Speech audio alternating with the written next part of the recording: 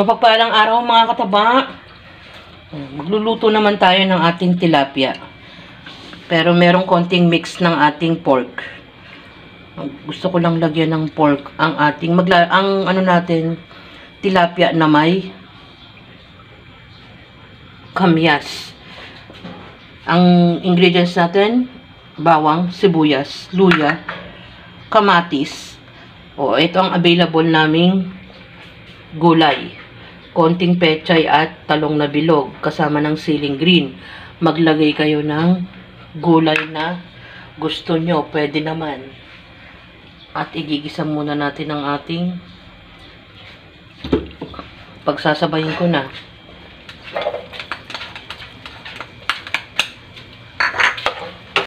Nilagay ko na yung ating bawang, sibuyas at luya. Kamatis.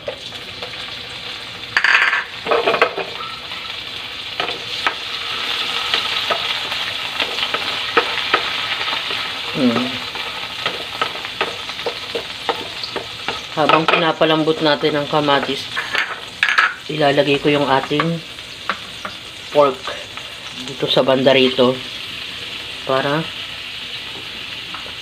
maluto. Pabayaan ko muna siya dyan. Mamaya natin i-press ang kamatis at takpan natin.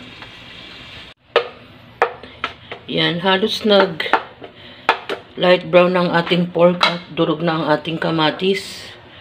Maglagay tayo ng tubig.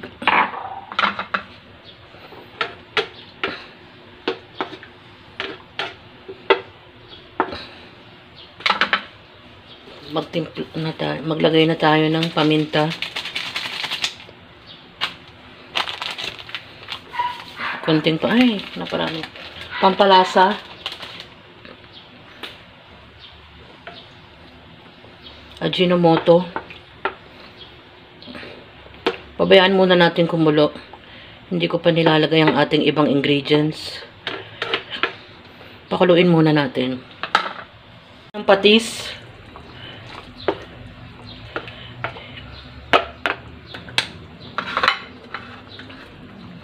Pwede na natin ilagay ang ating isda.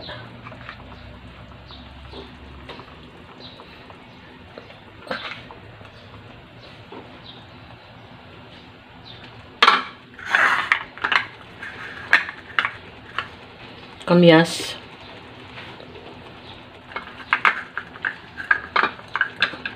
Malasa to mga kataba.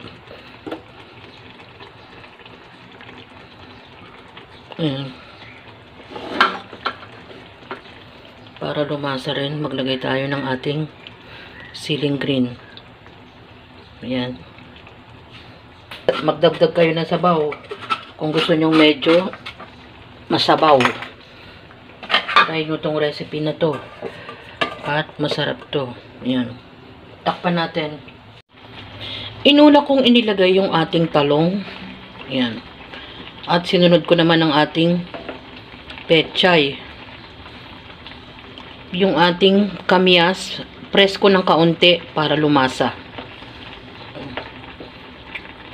Masarap to mga kataba. Tinikman ko siya, hindi ko pa nailalagay ang ating pechay. Masarap na.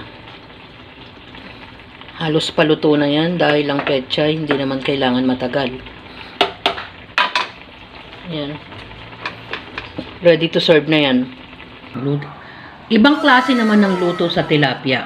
Ang ating tilapia, hinaluan ko ng konting pork. Ang pinaka pampalasa niya ay kamyas. At ang gulay naman niya ay talong at pechay. Pwede kayo maglagay ng kahit na anong klase ng gulay na gusto natin. Dahil kami naman kung ano ang nasa bahay lagi, yan ang ating inilalagay. Depende sa ating ingredients na ginagamit at sa ating iluluto, mga kataba. Kung nagmamatch ba yung gulay.